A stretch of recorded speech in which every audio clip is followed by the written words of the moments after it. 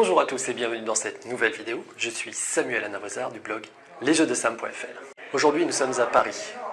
C'est l'automne 1900 et derrière la porte qui se trouve juste en face de moi sont réunis 7 chefs d'État. En ce moment même, ils négocient, ils cherchent des alliés, ils développent des stratégies pour envahir leurs voisins. Vous avez bien entendu reconnu le très célèbre jeu Diplomatie. Je vous invite donc à me suivre dans les coulisses du 31e championnat de France de l'un des meilleurs jeux de négociation stratégique de tous les temps.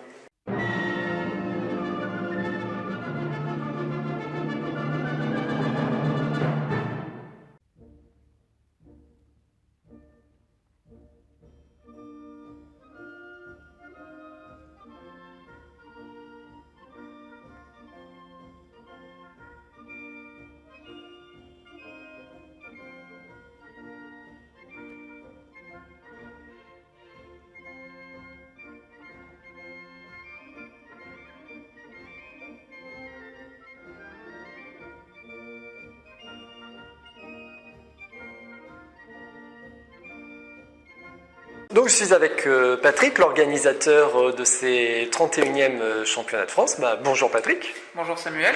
Alors, est-ce que tu peux nous expliquer un petit peu en quoi consiste le jeu de Diplomatie ? Diplomatie, c'est le jeu auquel il faut jouer si vous voulez vous débarrasser de vos amis, si vous voulez vous débarrasser de votre famille, si vous voulez être haï par tous les gens avec qui vous jouez. Diplomatie, c'est un jeu de stratégie qui a comme principal avantage de ne pas faire de place au hasard. C'est un jeu qui se joue à 7, sur une durée relativement longue. Chaque personne qui joue incarne une des grandes puissances des années 1900. Et le but, c'est de réussir à dominer la moitié de la carte européenne, avoir 18 centres.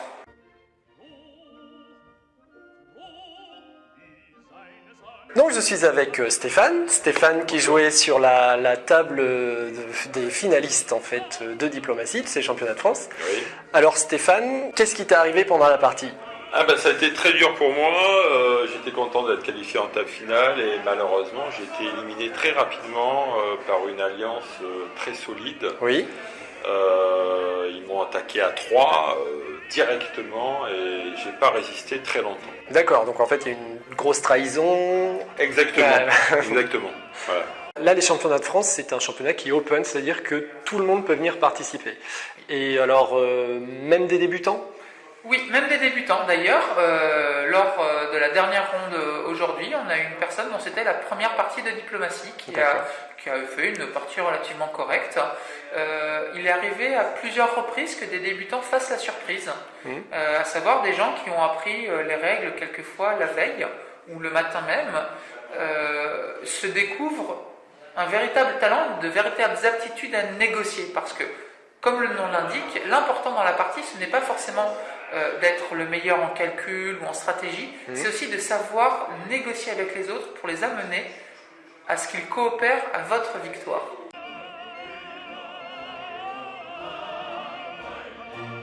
Nous sommes maintenant au printemps 1906, alors qu'est-ce qui s'est passé ces dernières années ? Alors ce qui s'est passé, c'est que la triple alliance de l'Ouest, Allemagne, Angleterre, France n'a pas tenu. L'Allemagne s'est fait attaquer par ses deux anciens alliés. Ça a donné des effets immédiats, vu que la fin 1905, elle n'est plus qu'à 2 centres, alors que les 5 autres se tiennent soit à 7, soit à 6 centres. Tous les autres se tiennent à un centre près. Pour l'instant, l'Alliance de l'Est, elle tient. Mais on ne sait pas encore pour combien de temps. Toujours est-il que maintenant, il n'y a plus que 5 pays qui sont en course pour la victoire. L'Angleterre, la France, la Russie, l'Italie et la Turquie. Comment fonctionne le Diplomatie en tournoi ? En France, en tout cas, et d'une manière générale en Europe, la règle veut qu'on limite en nombre de tours, en nombre de saisons jouées, afin de garder une durée fixe pour les parties. Traditionnellement, on considère qu'une partie doit se jouer en 7 ans, soit 14 saisons, printemps, automne. Et chaque saison dure à peu près 15 minutes, ce qui fait des parties de 3h30.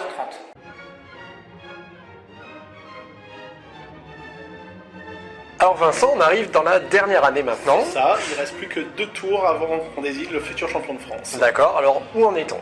Où en est-on ? Donc, comme on disait tout à l'heure, les triplis ont explosé. Ça y est, maintenant, Triplis de l'Est a explosé aussi, avec le Turc qui a décidé de taper sur l'Italie, après que l'Italie ait à un moment donné pris le leadership.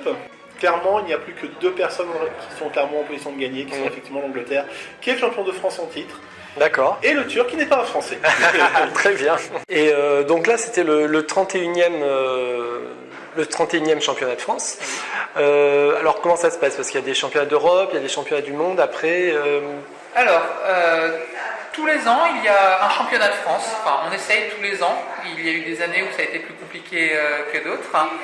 Et le championnat de France est un des plus anciens tournois. Il existe un tournoi britannique et un tournoi américain qui sont plus vieux. Mais globalement, le tournoi de France est un tournoi qui est très coté parce qu'il y a de nombreux champions du monde français. Oui. Alors, il y a effectivement aussi des championnats d'Europe. L'an prochain, ils se dérouleront à Paris. D'accord. Et des championnats du monde. Pendant ce tournoi, hier et aujourd'hui, il y avait en particulier le champion du monde en titre, Thomas Haver, et des anciens champions du monde.